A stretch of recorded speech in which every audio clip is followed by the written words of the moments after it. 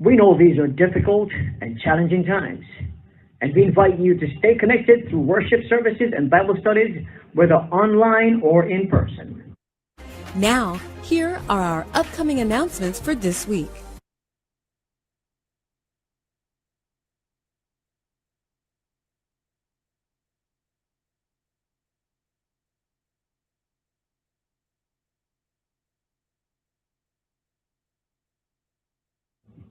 And a reminder, you can give online or via Zelle.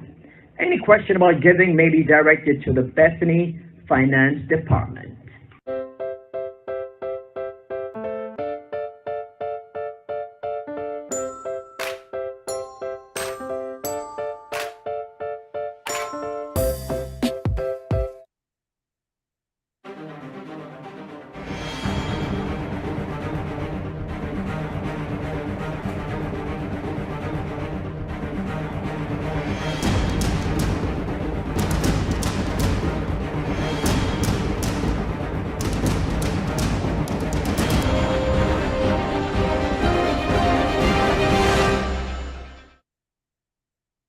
Face to the wall and prayed unto the Lord, saying, I beseech thee, O Lord, remember now how I have walked before thee in truth and with a perfect heart, and have done that which is good in thy sight. And Hezekiah wept sore. And it came to pass, afore Isaiah was gone out into the middle court, that the word of the Lord came to him, saying, Turn again, and tell Hezekiah the captain of my people, Thus saith the Lord, the God of David thy father, I have heard thy prayer, I have seen thy tears. Behold, I will heal thee. On the third day thou shalt go up unto the house of the Lord. I will add unto thy days 15 years. And I will deliver thee and this city out of the hand of the king of Assyria. And I will defend this city for mine own sake and for my servant David's sake. And Isaiah said, Take a lump of figs. And they took and laid it on the boil, and he recovered. And Hezekiah said unto Isaiah, What shall be the sign that the Lord will heal me, and that I shall go up into the house of the Lord the third day? And Isaiah said, This sign shalt thou have of the Lord, that the Lord will do the thing that he has spoken. Shall the shadow go forward 10 degrees, or go back 10 degrees? And Hezekiah answered, It is a light thing for the shadow to go down 10 degrees, nay, but let the shadow return backward 10 degrees. And Isaiah the prophet cried unto the Lord, and he brought the shadow 10 degrees backward, by which it had gone down in the dial of Ahaz. At that time, Berodan Baladan, the son of Baladan, king of Babylon, sent letters and presents unto Hezekiah, for he had heard that Hezekiah had been sick. And Hezekiah hearkened unto them, and shewed them all the house of his precious things, the silver and the gold, and the spices and the precious ointment, all the house of his armor, and all that was found in his treasures. There was nothing in his house, nor in all his dominion, that Hezekiah shewed them not. Then came Isaiah the prophet unto King Hezekiah, and said unto him, What said these men, and from whence came they unto thee? And Hezekiah said, They are come from a far country, even from Babylon. And he said, What have they seen in thine house? And Hezekiah answered, All the things that are in mine house have they seen. There is nothing among my treasures that I have not shewed them. And Isaiah said unto Hezekiah, Hear the word of the Lord. Behold, the days come that all that is in thine house, and that which thy fathers have laid up in store unto this day, shall be carried into Babylon. Nothing shall be left, saith the Lord. And of thy sons that shall issue from thee, which thou shalt beget, shall they take away, and they shall be eunuchs in the palace of the king of Babylon. Then said Hezekiah unto Isaiah, Good is the word of the Lord which thou hast spoken. And he said, Is it not good if peace and truth be in my days? The rest of the answer of Hezekiah and all his might, how he made a pool and a conduit and brought water into the city, are they not written in the book of the Chronicles of the kings of Judah? And Hezekiah slept with his fathers, and Manasseh his son reigned in his stead.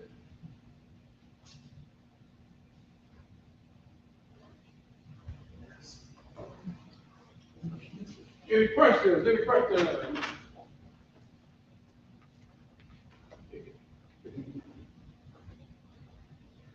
You go back to chapter 19.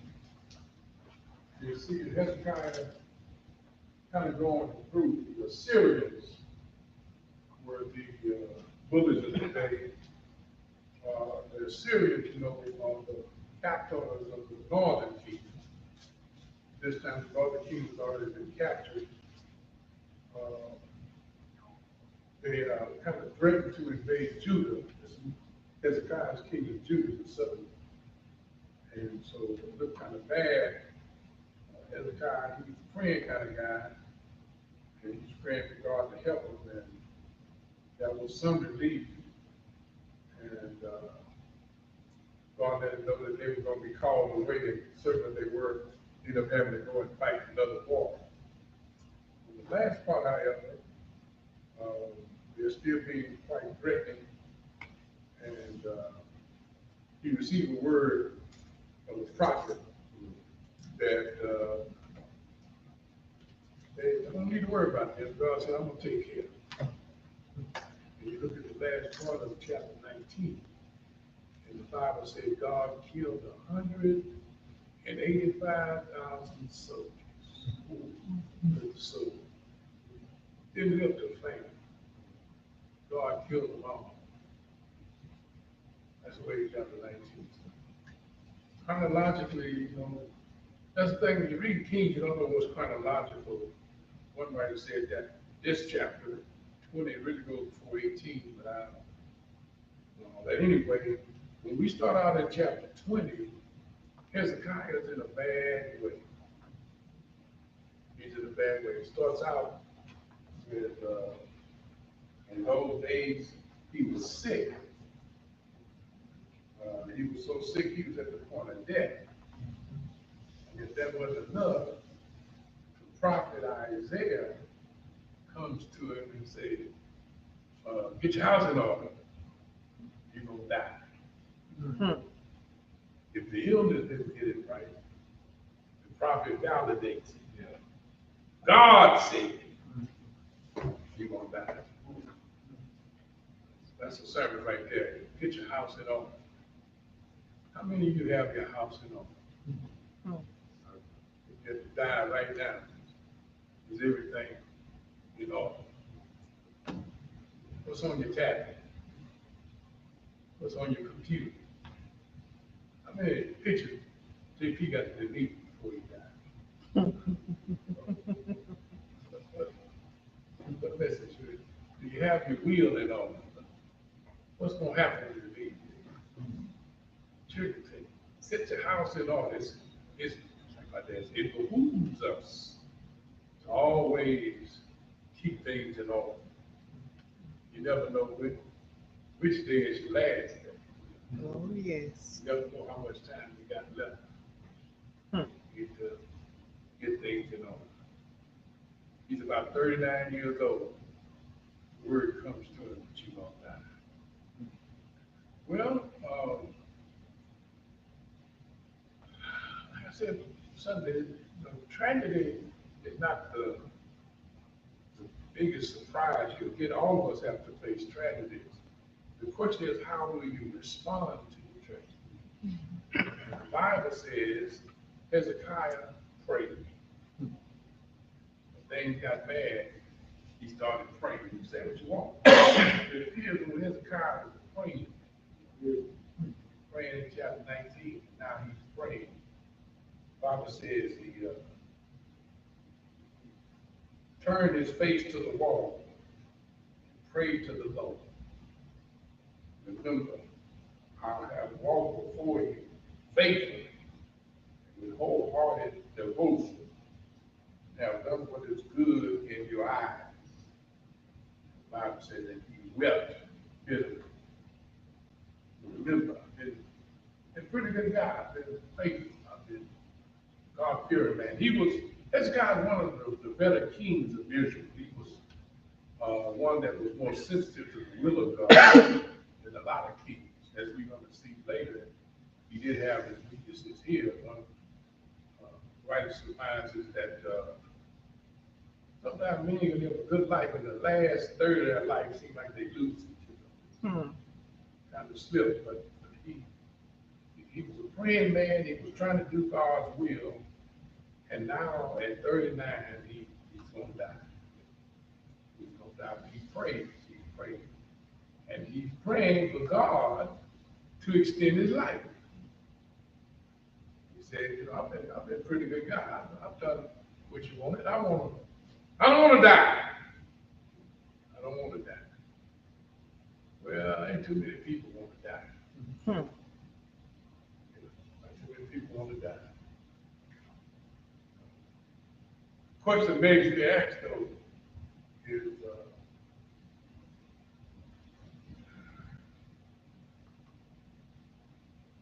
is dying the worst thing? Death is not the problem. Not being prepared to die is the problem. Well, the Bible says, before Isaiah had left the middle court, the word of the Lord came to him, go back and tell Hezekiah, the ruler of my people, this is what the Lord, the God of your father David says, I have heard your prayer and seen your tears. I'm going to hear you. I'm going to hear you. That's a sermon right there. That's your climax. He got word he's going to die. He prays. He prays, weeps bitterly. He prays sincerely. And God answers his prayer. In fact, God answers his prayer, man. The prophet didn't even get a chance to leave the palace. So he middle-away his coat. God said, hey, turn around and look at him. Tell him I heard his prayer. I've responded. You know, I can preach that thing right there. You know how God responds to our prayer, how God is sensitive to our tears. That when you're praying man, when you're praying woman, you should know God does hear and answers our prayer. I would say, however, kind of push you in there, be careful what you pray. Be careful what you pray. I found out in my lifetime, it's not the stuff that God tells you no that you got to concern yourself. You need to concern yourself with when he says yes. And sometimes God, it's that part. Remember that parable Jesus gave about the widow who was bothering the king every day. Every day she begging the king, every day. And the Bible said it was a wicked king in Jesus' story. It says that the wicked king said, I'm tired of this woman bothering me every day. I'm going to go ahead and give her what she asked me for.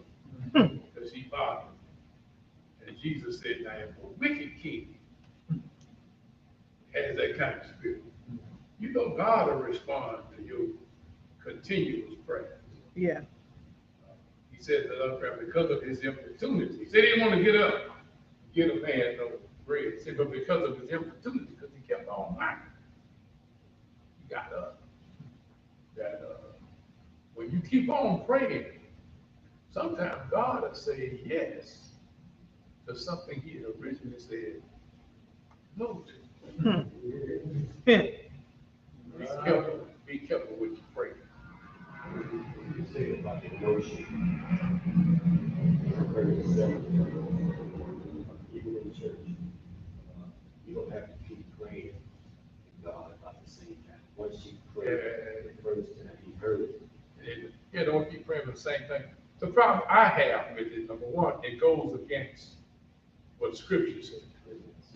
Yeah, see, Scripture doesn't really say that. Now, it's a difference between praying because you don't believe that God can, or God will answer your prayer.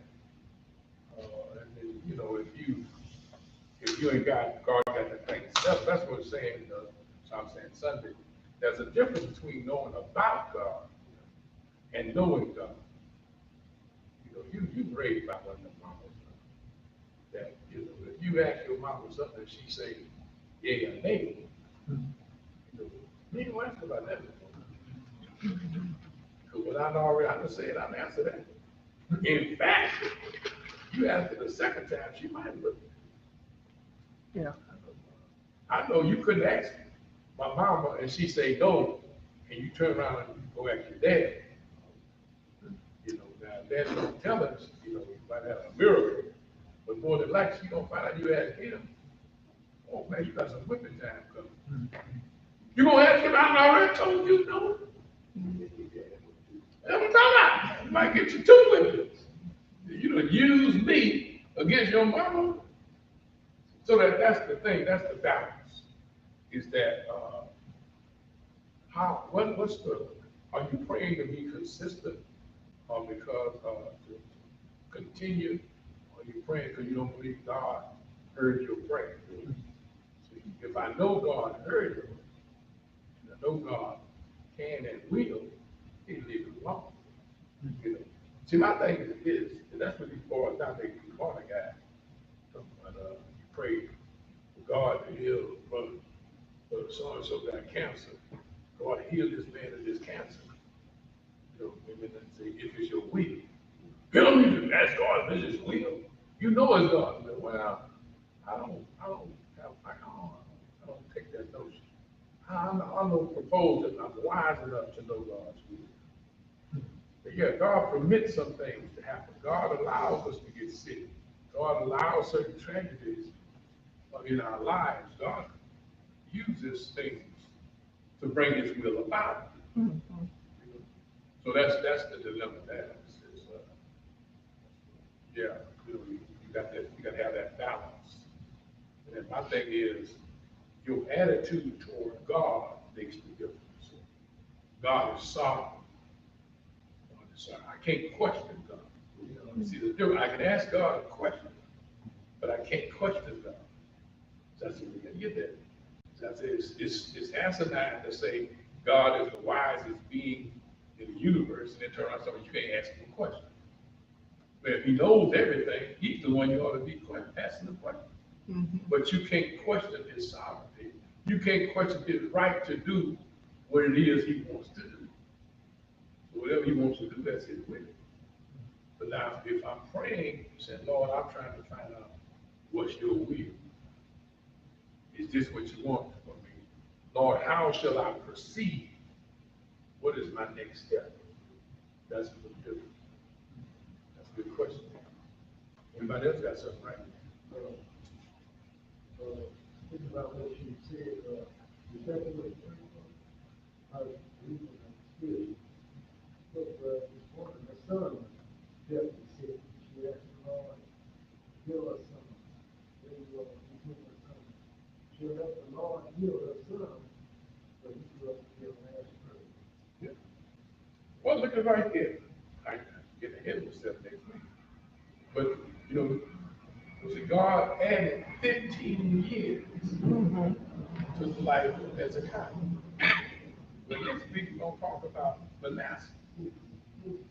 Manasseh was Hezekiah's son. He was 12 years old when he took the throne.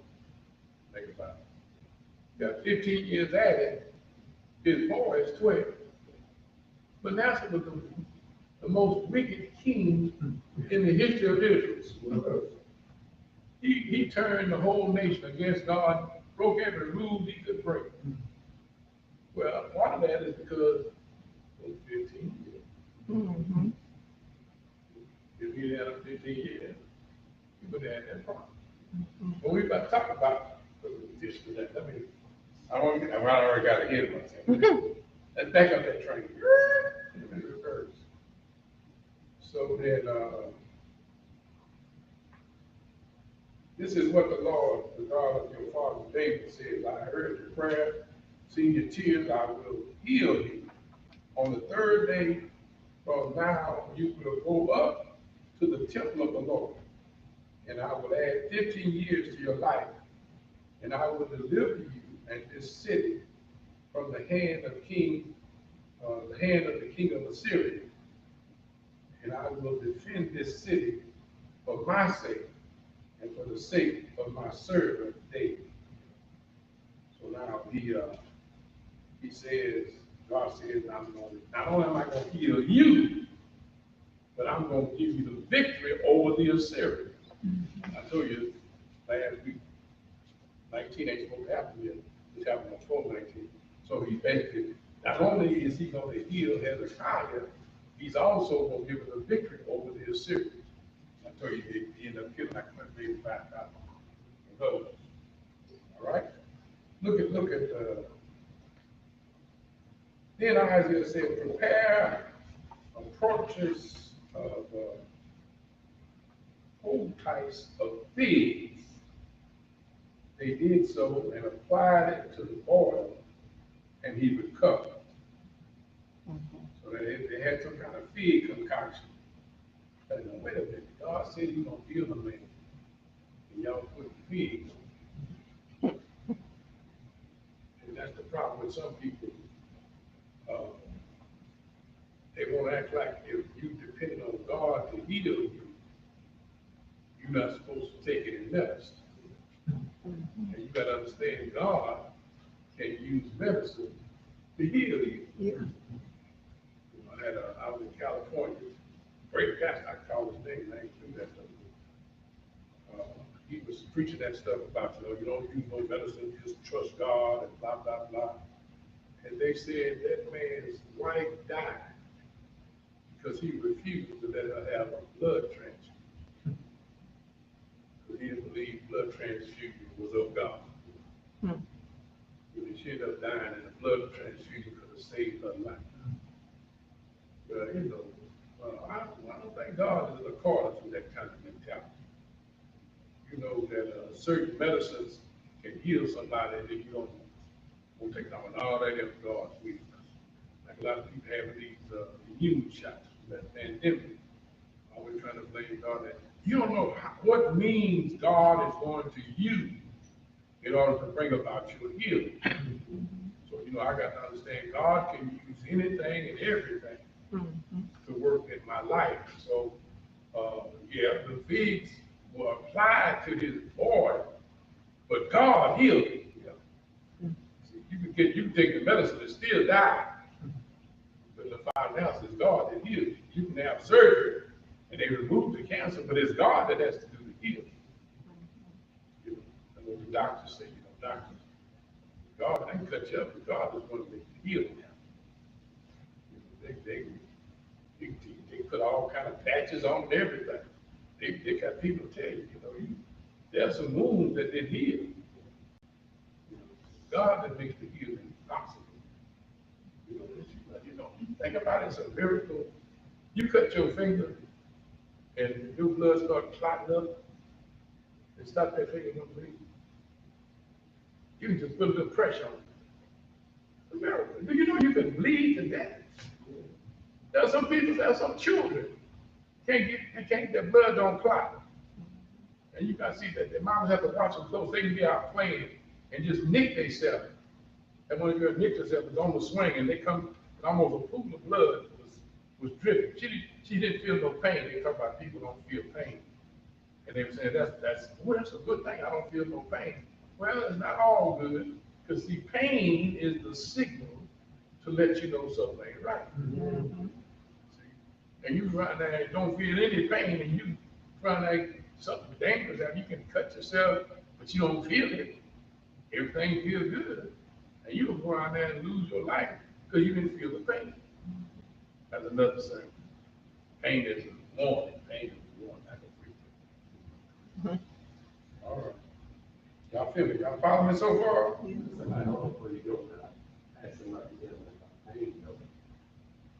What is it like pain? One old. Pain is weakness, leaving the body.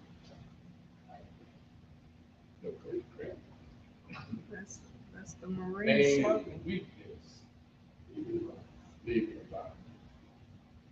Well, I think That's the book.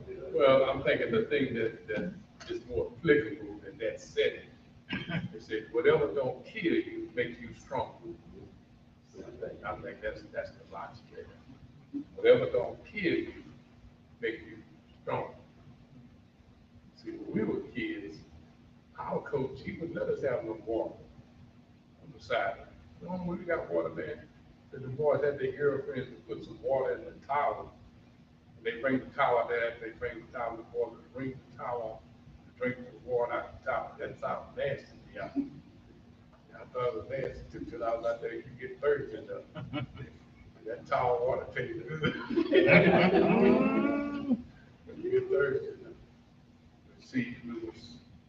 the time my senior year come along, they integrated the coaching staff and they had some stuff. You know, they had Gatorade and all that stuff on the sideline. They realized that starving them like that ain't really making them no stronger. That you're better off if you're hydrated and working out. Get over that dying of thirst. You see, when we were thirsty, yeah, it pushes us to some new limits, but we aren't as strong as we could have been had we been hydrated and been able to run a little more. Yeah. Do a little more. Yeah, you work better when you're full, when somebody's been eating. You know, then somebody to start, you got a man starving to death, but he could work hungry, but he ain't gonna work as good as he would work had he been able to have some food in. So that's another sign. That's something Mississippi for us. I'm saying this is man, always at the same thing. All right.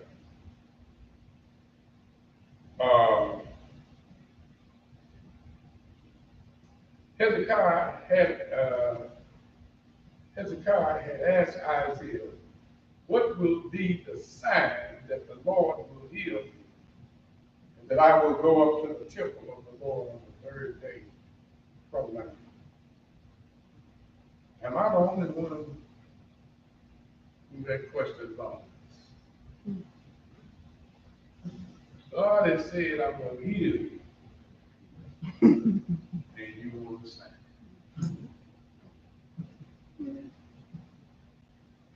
God said, I'm going to heal you. Then I'm going to heal you. On the third day, you're going up to the temple. How long is the sign? One comes, they say, I don't see no problem with signs. No, that's the problem with a lot of folks. They want signs. Always want God to prove himself. You know, and it goes against this whole notion of we should walk by faith and not by sight. You know, if God says, that's what we were talking about earlier, we were talking about just one. If God says something, I shouldn't need a sign. I shouldn't need a sign. If God said it, that's enough. See, that's the difference between spiritual maturity and immaturity. Yes, ma'am. Didn't we check in the Bible where someone asked God to show us or something like that? Yeah, I mean, don't get it twisted now. There are sometimes you're seeking guidance, you're asking for a sign. It's not wrong to ask for a sign. I'm saying it's wrong to ask God for a sign after he told you what he's going to do. It's like Gideon. Mm-hmm. You know, He he asked told him, twice. I'm going to give you the victory. Oh, but now, Lord, let me tell you, I believe you. But Lord, listen, I need you to show me some proof.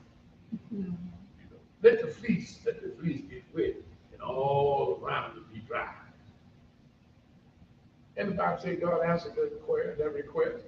And I'm thinking, oh, boy, I ain't satisfied. Oh, Lord, don't get mad, don't get mad. But this time, let all the grass be wet and the fleece be dry. See what I'm saying? The sign is one thing. I see, saying this balance. Sometimes I'm asking for a sign because I'm trying to get clarity. That's what I was talking about earlier. See, don't ever get it in your mind that God has a problem with you trying to get clarity. And that means praying sometimes for something I've prayed for already. Many times, Lord, I'm not sure. See, God, I don't see what God, well, get this good sign of that. God will ever get upset with you about trying to be sure of his will for your life. How can I proceed in his will when I'm not certain? Lord, yeah, I'm kind of slow. I'm kind of spiritually retarded, Lord. I apologize. But I need to know this is what your will is. I need to know this is what you want me to do. But see, here we're not talking about Hezekiah knowing what he's supposed to do. We're talking about God doing what he said he's going to do. Sometimes I got to know how to just wait on God. So yeah, I see what you're saying. There's no problem. Won't see a sign. There are times when it's appropriate. But you know, when God says something, I'm trying to think of another instance now. You know, God has told us what he wants, and then we still say, God showed me. But I can tell you a lot of it, but I don't want to pick on nobody.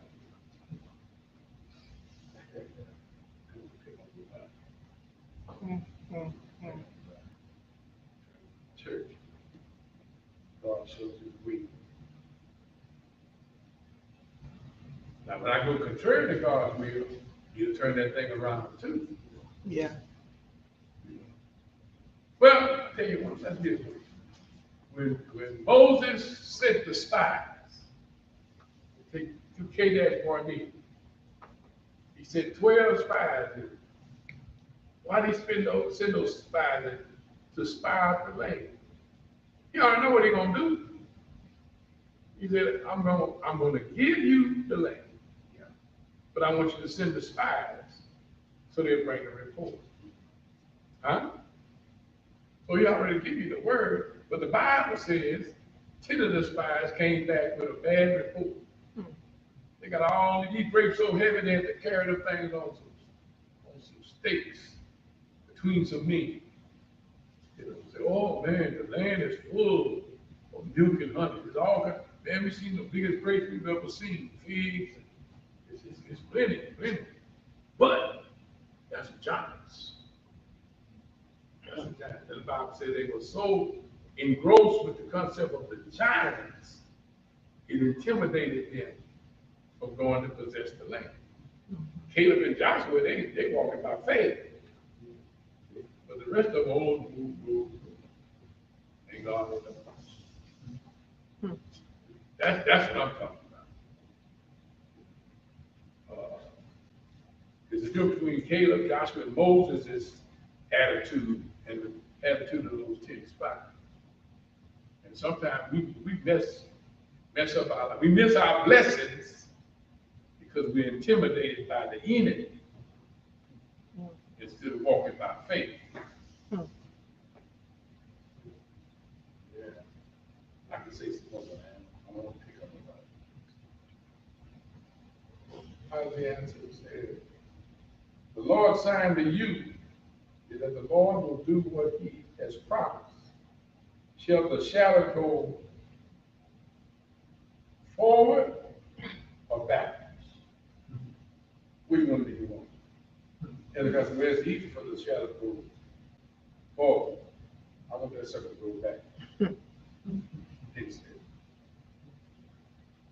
Now, you know, back then they talk about sundown. Most people think you talk about sundown and say, well, rather than the sun going forward, tends that it go back to instead. I've seen some of the things sound like you see talk about the temple that he has to build temples to those idols. And so they had steps. You know, like in the sun, if you know anything about the sun, at 12 noon, the sun is directly over your head. And when it's directly over your head, you don't have a whole lot of shadow. The shadow comes when it's either in the morning or in the evening. In my yard, my house faces east and west.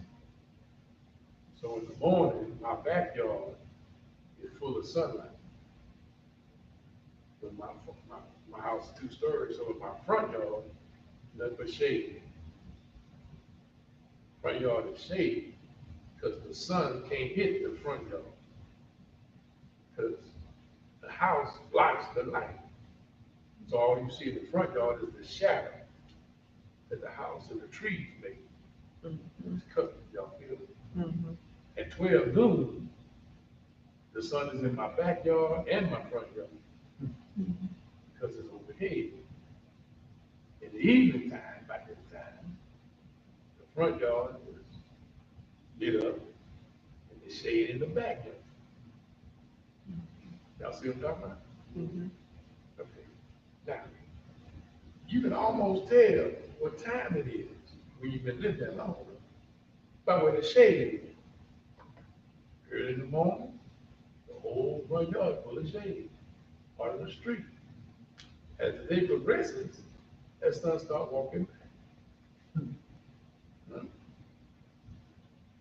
So he's saying, what do you want? You want the shade to go forward or back? If you want it to go forward, then that means they proceed like you proceed. But he's talking about steps. He's saying that 12 o'clock is all lit up. As the sun moves, the shade increases on the east side. So that the first step is covered in shade. Then later in the day, the second step, later the third, fourth. He said, okay, what do you want the sun to do? Go forward or back? Say the shade is all the way down to the fifth step. You want to let it go to the sixth, seventh, and eighth step. Say, nah, that's too easy, because that's what it's going to do anyway eventually. I want that bad boy to back up. It's on the fifth step. I want that sucker to come back to step number one. I want it to back up. That's unusual. But the Bible says that's what happened. He backed up. Now, one writer said they had a writing said that there was something the great said they had a time in history when the day was extra long. But my thing is this: you got to understand something about God. It's possible for God to handle that situation, and that situation only applies where they are. You see what I'm saying? It's possible for God to let time stand still all over the world and back it up. But it's possible for God to let the time be normal anywhere else, except right here. Mm-hmm. And make that sun go back right here. Y'all feel? Mm-hmm. It won't act like she don't like it. All right.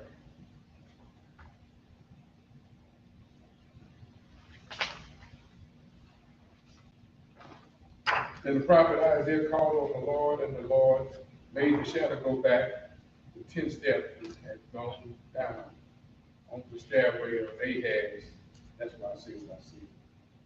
At the time, I got the name here, Marduk Baladan, the son of Baladan.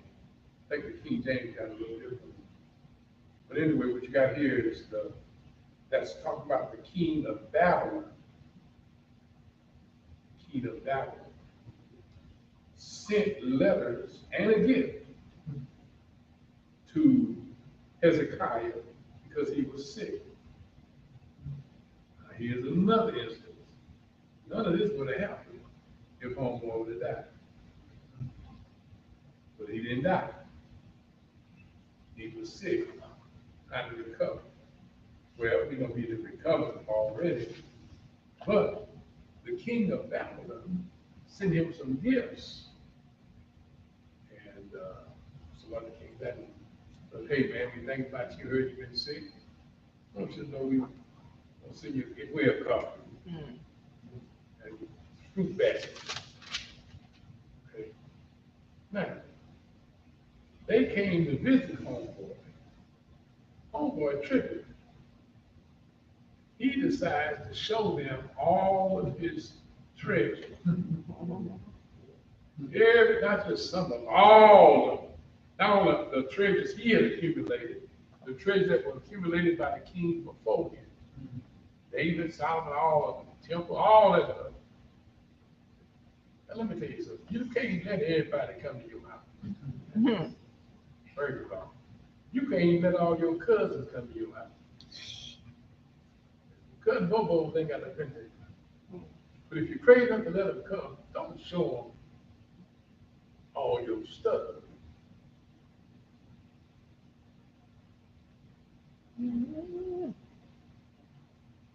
Tell them I knew several friends, they bragged about the fact they had,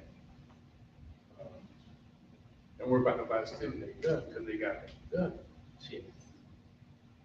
Got a gun chest right there, and they put their guns gun safe, I should say. Put the guns in the safe to make sure that nobody can steal it. Well, you can't let, which that thing was, you can't let gun Bobo know that you got a gun safe. Because you also tell him you got some guns. Because Bobo will come get the guns and the safe. And haul it out. I'm not safe with him. I got the crowd. They ain't different. If you got one, they can open it up. Have you ever thought about if something happened to you down there, these you can't remember your combination? What you gonna do? You gonna call a locksmith. Huh? Locksmith gonna do what? He gonna open up your safe.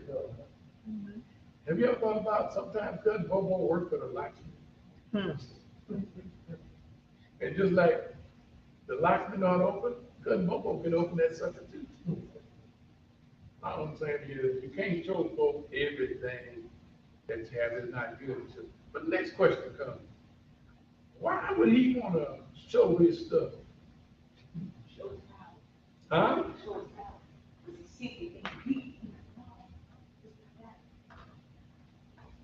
Pride. He wants to show you what he's accumulated. I mean, for a man who's so strong, this is a good king. He does so much, but look at what's happening now. He begged for some additional years, which is no problem. I can almost see that. But we see it now, the additional years ain't happening. You got to be real careful. See, when you run with the wrong crowd, if you're not careful, you start putting your values in the wrong place. You know, why you got to show people what you got? Some people like that. Why you got to show them all you own? That truck I got there. People, I had that truck since 2005. No, but we ain't know I owned it. My daddy came to my house several times. Had it parked in the garage. He knows it's in the garage. You don't show everything today. You got to talk about everything you can. Because see, sometimes we put value on the wrong stuff. I'm gonna thank Boa Coach because he got a GMC truck with a fancy tailgate. I don't think more that he had his Escalade. I mean, I'm glad. I like to see people prosper. I like to see people get better. But now, don't get so caught up that you be careful what you brag about. Sometimes what you brag about say where your values are. What you brag about say where your values are. You're putting your priorities in the wrong place. And that comes from hanging out with the wrong folk. Some folks, man, they think if they live in a certain neighborhood, they think they're superior to folks. If they got a bigger house, they think they're better than folks. They drive a certain kind of car, they think they're better than folks. You gotta be careful putting those kind of values in the wrong place. Now, what he should have done? What could he have done? You got these people, these heathen kings. Instead of him bragging about his stuff, his treasure, he should have brought him to the temple. Should have been bragging about his God. Should have been bragging about the God of Israel, how God has led his forefathers out of Egypt. Should talk about how God parted the Red Sea, how God divided the Jordan, how God used the prophet to separate the Jordan. Instead of bragging about his stuff, he should have been bragging about the Lord. Now you think about that. How many of us, how many people you know bragging on God? Shoot, man, they stuff is what stopped them from coming to church. You used to come to church before they had a house. But now they got a house, they got to stay home to cut the grass. I have no problem with black folk coming to church. But now they got a boat, they got to go fishing. Fish don't bite on Saturday. They only bite on Sunday. They don't bite Sunday night. They only Sunday morning. I'm talking about that. I can't come to church because I have things to do. Stuff like that. You talking about 2 hours. 10 to 12. What is, you can't, on the Lord's day, this is the Lord's day, but I got too much other stuff to do. Think about that.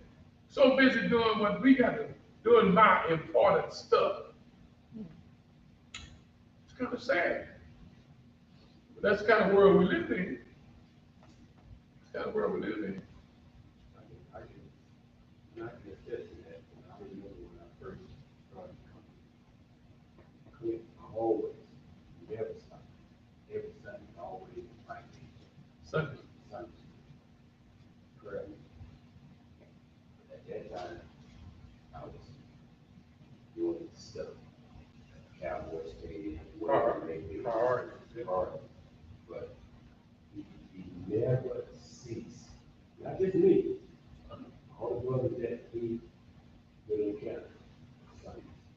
Just think if every member of that had that same attitude.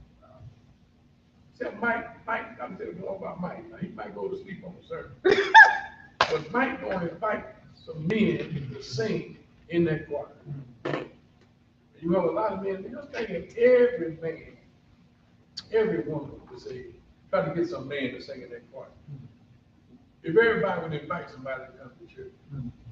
If everybody would invite members who come to church to come to Sunday school. If everybody invite folks to do better. Man, can you see what kind of, how powerful that is? I see the other stuff, we don't mind doing the other stuff. You invite me to get up another cup. It almost now, Jackie Ross bought a car just like mine. I know some people be mad if you buy a car. But so I said, you think you ought to give me some permission, man. Then when my members started buying Lexus out there, seen me before. But the thing is that it ain't about all that. All that stuff, man. Well, we come, it's time to upgrade. No, it ain't. As long as my car running, I don't need to upgrade. Well, we not like Lexus, but they look alike. The new one looks like the old. But you got to, that's better than somebody. Because of what you drive. Some people, you're a young man, you're single. They got some people pay more attention to you because you drive a Honda truck, but I'm sorry. When you're old, they don't look at it.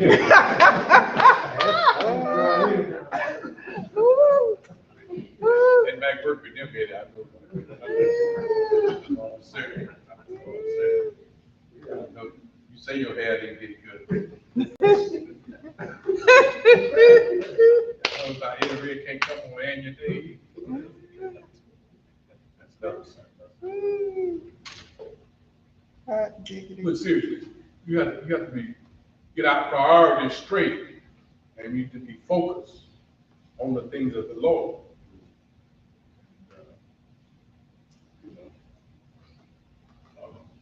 Just think if everybody's concerned about everybody else's spiritual growth and development.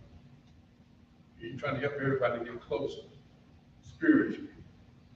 Everybody wants to come to prayer. Yeah, play full. Just be this. If we had a praying church. Praying church. Can you see the difference what God could do? You folks instead of bragging about what the Lord has done. Well, Isaiah come back and tell it. You know what? Since you showed the people all your stuff, the Lord said they're gonna come back and get it. All that stuff they're gonna take it. Yeah. It's gonna take every last bit of it and take it to battle. Yeah. History tells us that's exactly what happened. All your sons gonna be taken back to Babylon as slaves, and they're gonna be eunuchs. So if they're eunuchs, that means he ain't gonna have no grandchildren.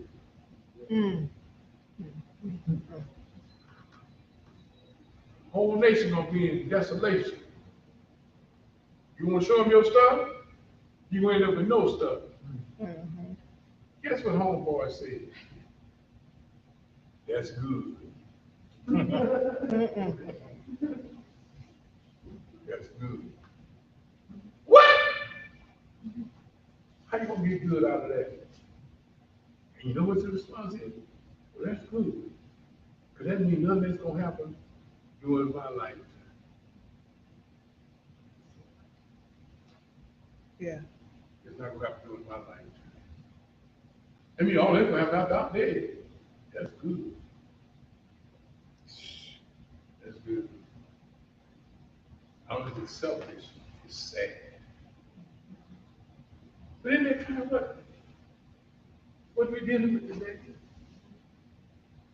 Your politicians, they're not politicians. See, different between a politician and a state. A politician is trying to get to the next election. The state is trying to work for the next generation. Mm-hmm.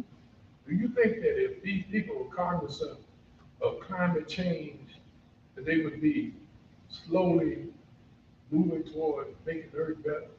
Hmm. They ain't worried about no oil polluting the world. They ain't worried about no fossil fuels. They don't worry about electric cars and windmills. All they worry about is making it, especially Texas, all state. We want our money right now. What about no children? I ain't gonna be here. I don't care what happens after I'm dead. As long as I got my money now. As long as I got my stuff now. Selfish. That's kind of what we're living. I mean, if we weren't selfish, we'd take some of these stands we taking now. All this plastic polluting the rivers, and waters. We're not worried about our kids. Used to be people live for their kids. They raise their kids right. You know, you can't expect these kids to be a whole lot if they don't bring them to church. See what's happening, don't come themselves. That God is the best thing happening. If God is all that, why don't you bring them to the Lord? Why don't you teach them about God? Why don't you show them about God? When I was a boy, they taught us how to pray. When I was a boy, children, I know grown folks, children knew the 23rd song. I knew the first song when I was a kid. 23rd song when I was a kid could recite it. Dumb boys, dumb girls not quite recite 23rd song. These kids don't even know if it's in the Old Testament or the New Testament. Talk about children. These children around there shooting each other. What you expect? They don't have no God fearing in them. They don't know nothing about the Lord. They've not been taught right from wrong. What do you expect? That's a good thing. Not gonna have to do with my lifetime. That's a good thing. That's a good thing. What do we leave? What's going to be our legacy? What is our contribution? The one thing our forefathers had that we don't seem to have, they had a consciousness of the next generation. Mm-hmm. They really marveled, especially on Martin Luther King's birthday and Black History Month, all that about this thing. That black folk who have benefited from the sacrifices of our forefathers, going around here with their head, nose in the air like they have accomplished something. But they haven't accomplished a thing. They're just reaping the seeds that those old dumb black folk planted. Mm-hmm. Those slaves who said, I want to make sure our future generations get an education. Yeah, yeah. I want to make sure that they have opportunities I don't have. They benefit. I told y'all before, when I walked out, when I was working a summer job, I was in college working a summer job, and I was making more money than my daddy ever made on the job he'd been working all his life. Now, I couldn't brag about I got that money and that job because I was in college. But if it wasn't for my dad, I wouldn't have been in college. I was going to go join the Air Force. He didn't want to talk to me going to college. I wasn't going to college. I wasn't going to want to be around there with my mom. And he said, I never in my wildest imagination ever imagined me doing anything but going to college. He admitted me going. I was gonna go to college, but I was gonna go in the military and give me some money and get one of those military. Because I figured, he got all these Trump statues. There were 6 of us. I'm the oldest. I'm on that. Because me and my brother came out the same year. I said, I never imagined it. Now, how is it? I'm graduating, got a degree in engineering, making more money than my daddy ever dreamed of me. But how is it I'm gonna feel that I'm superior to him? But he's the reason. He's the one who helped me make the decisions to get to where I am. The sacrifices he made is what got me here. I don't feel like I've accomplished it. We got privileges, benefits. The only reason we got them because somebody else paid the way. Question, what are we paying for? What are we doing for our children? What do we have to look forward to? What are we leaving them? What kind of legacy are we leaving them?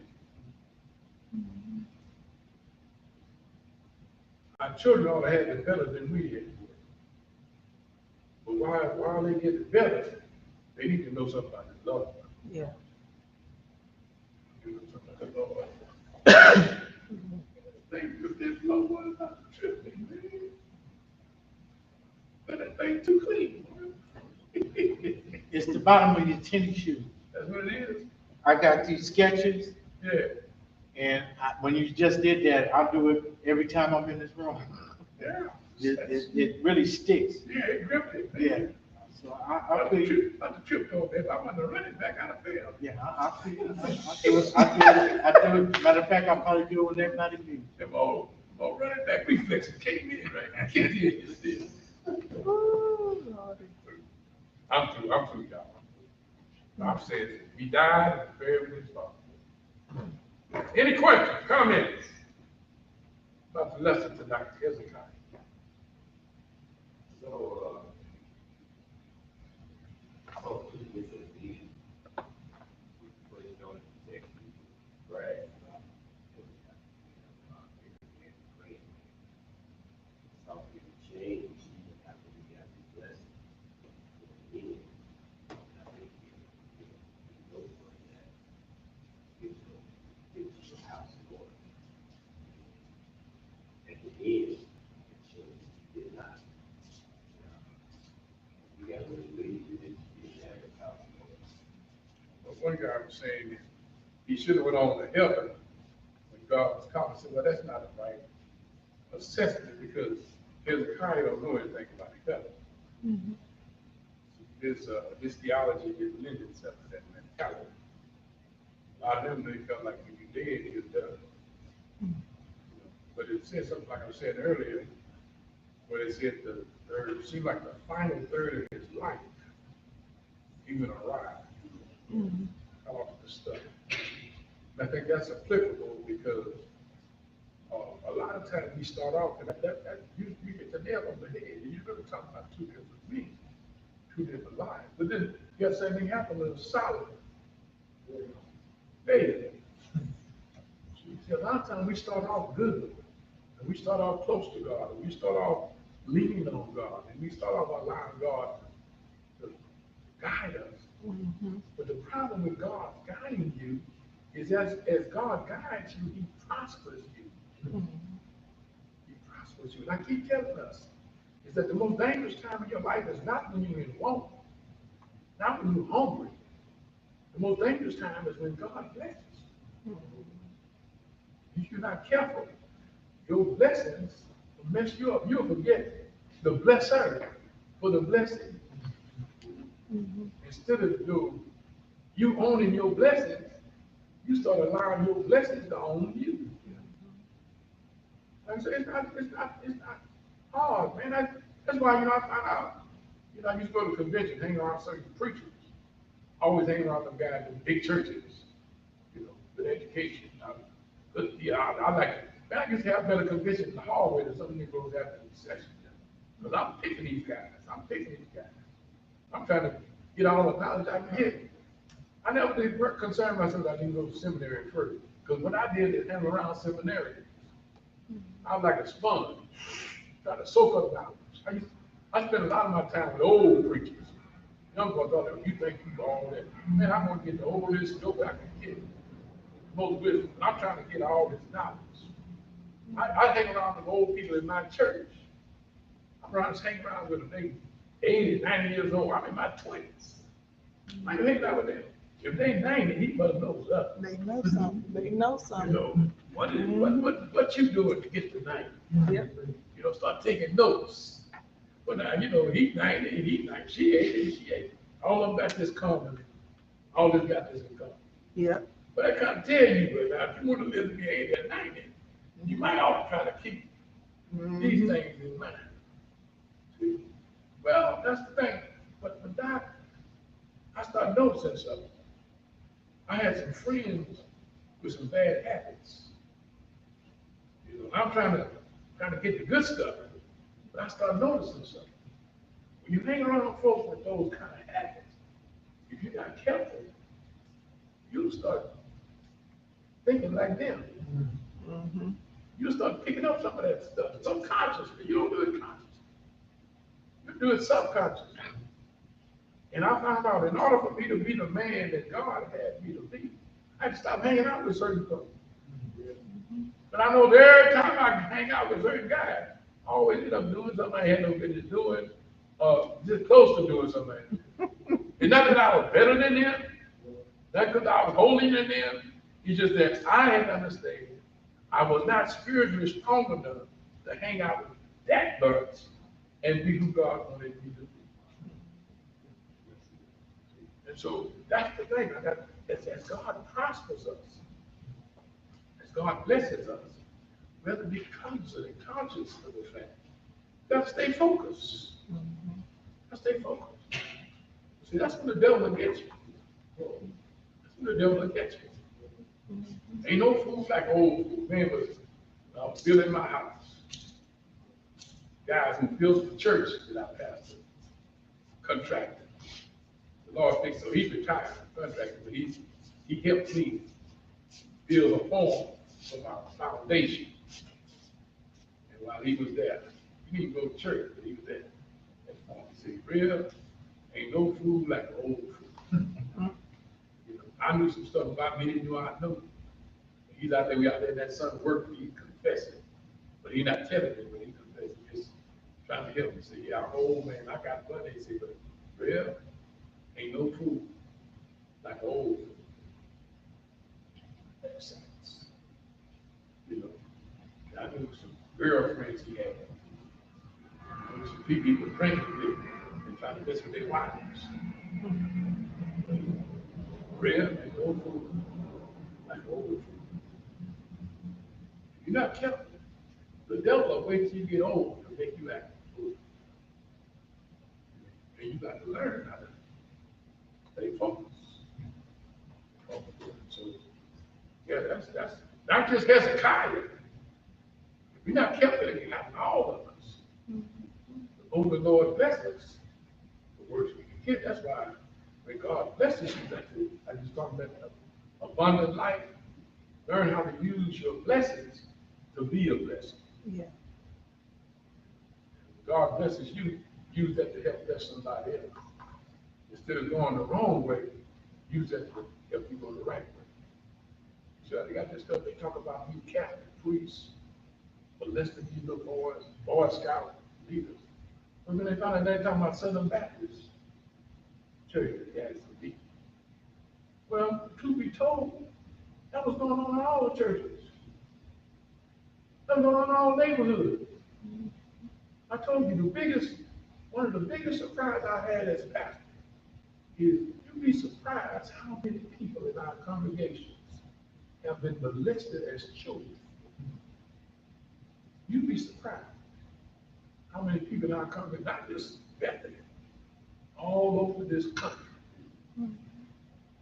A lot of folks were molested as children. A blessed by somebody.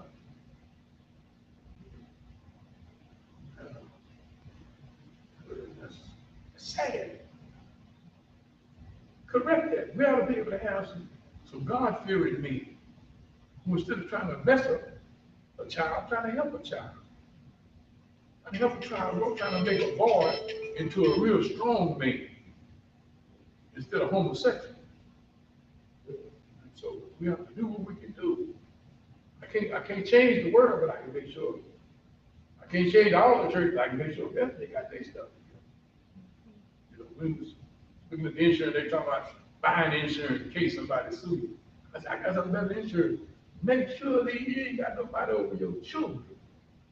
Who's trying to hurt you. Yeah. There's some things you can do. Some things you ought not do. Questions, comments?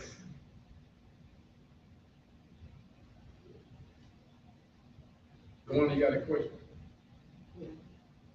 Scared to ask it. Watermelon on Ask him what happened to people that's what they want. We gonna slice it up after. See, I just have to tell you about people who hurt people. Now, she didn't learn from her situation. Now she's trying to get my new member killed too. Me and the one are going down there. Yeah. She said, He done like Hezekiah. He brought these folks here and showed He done showed it. He's showing it. He done showed it. Now calling you up Hezekiah. Now he gonna be rebuked. He gonna be rebuked. I ain't gonna touch, I'm gonna shoot. Woo. I was telling about a watermelon that man is supposed to raise for me. And when I got there, I was kind of disappointed in the middle of watermelons, but it was about the same size of them, but they were sweet. Bad boys were sweet. And that watermelon cost me $12. I mean, $11. $11. They lived in the watermelon right there.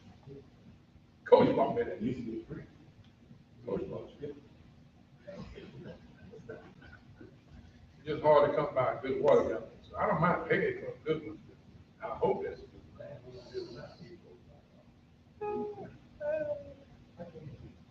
You can't eat it. Yeah, that's more for me. When they bring you one, you bring this back. Now, it's really hard to find a good watermelon now. They don't really raise them like they used to. When I was in Mississippi, about this long, I'm not exactly that long. It wasn't no dark like that. It was dead, something like that, yellow thing, but it was like this long, the green stripes. And man, I had forgotten how good a watermelon could be. That was boy, that boy sliced that bad ball. I used to think about the Clinton boys taking that heart out. That's what he did. That's the first time I had changed it. It was like eating sugar. Like eating sugar. She said, man, let's do another. I said, man, I'm gonna finish this right here. Oh, really? I'm out of the whole field up there, man. I don't care. We can do another one. I'm gonna finish it first. I ain't tasted watermelon this week since I was born. I'm not even sure they were that good then. But I forgot how good a watermelon really could taste. I told him to do it. You don't know what to do. yes, I do. I can go knock on the table. Go there and thump it, girl. Go on, thump that Let me tell watermelon. you something. They got chemicals they put in the watermelon now. They be hard, you know, like it's crunchy and all that. Ain't nothing but a red. Red is his shirt. Nothing but that. Chemicals. Ain't nothing, that ain't real. Boy, thank you still that way. I got fresh tomatoes my client brought me in her garden and chopped.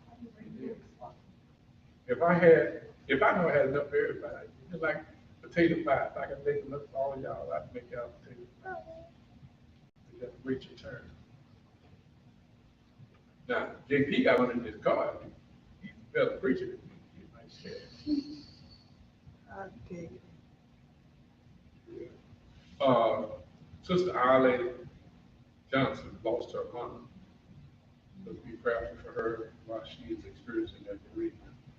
Lift up Sister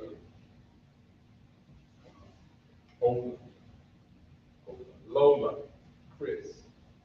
I talked to Doug today. She had a good report. She's doing better. She started walking and running again. So let's keep praying. Keep praying. God continue to bless her. Pray Sister Maple. I heard her sugar gone up to 900. Mm. Said they got it back down.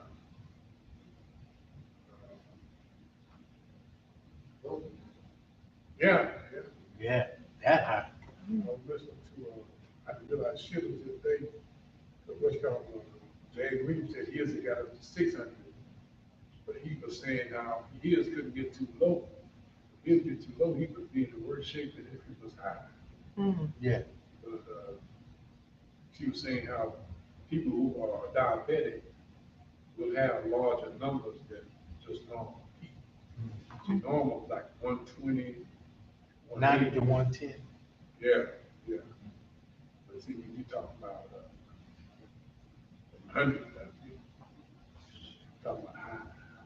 Yeah, if your blood sugar gets really low, it's a heck of a feeling because I've got mine. Well, you can faint. Yeah, I'm really yeah. talking about high blood pressure.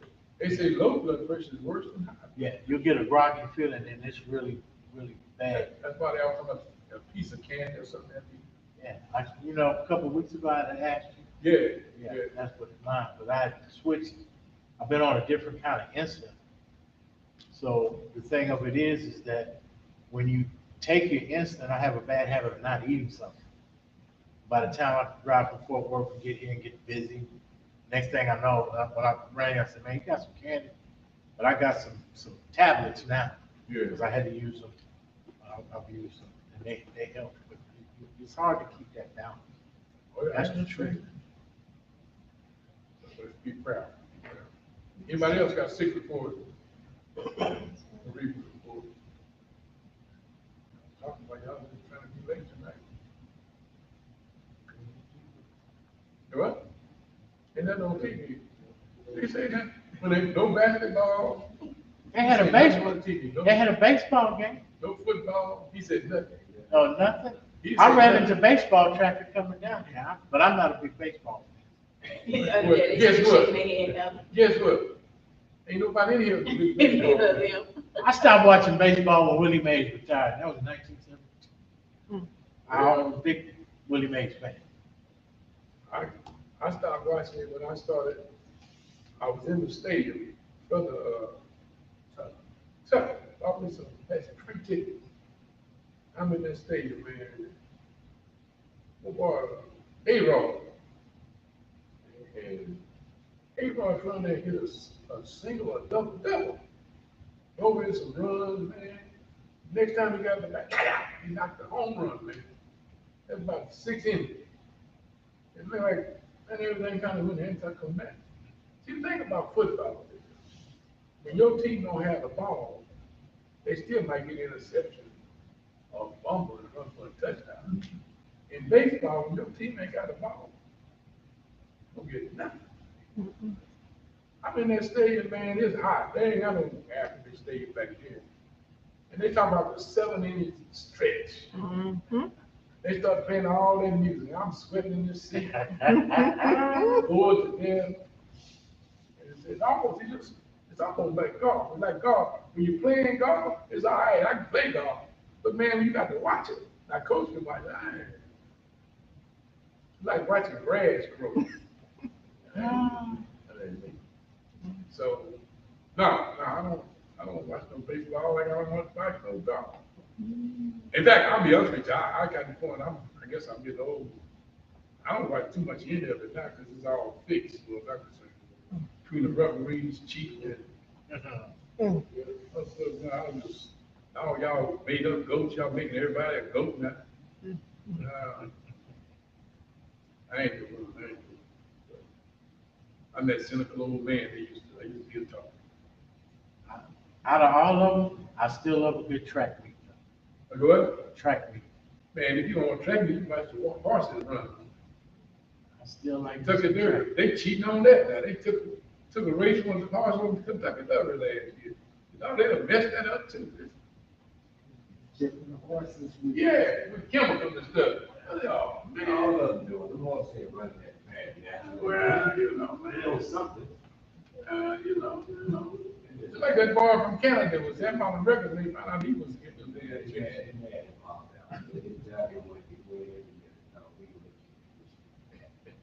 and it's just everything contaminated.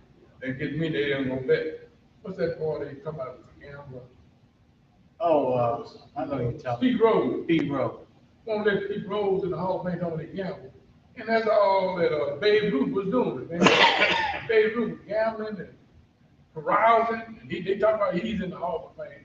You can't even watch a sporting event right now without an ad commercial about gambling. You can bet on anything. That's all they do. But you can gamble on shoes, or clothes, or whatever. You can gamble on this crazy. That's the kind of world we live in, man. See, that's why I'm talking about this. You know, I get my joy in the Lord, man. You know, you almost have, I see how the kids play the computer game. I used to have more fun playing football on the computer than I did watching the real fellas play. Don't y'all listen to me. I'm not doing it. Brother Eddie ready to go, man. He got his call. We already on overtime. Hot diggity. Everybody ain't able. Yeah. Let's stand. He said they're not on TV, but I don't want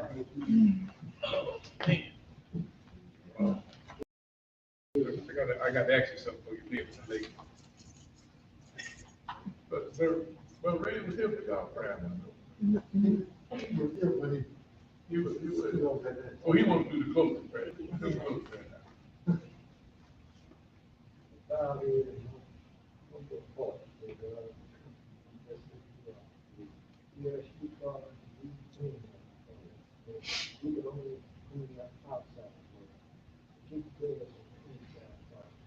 Yes. Yes.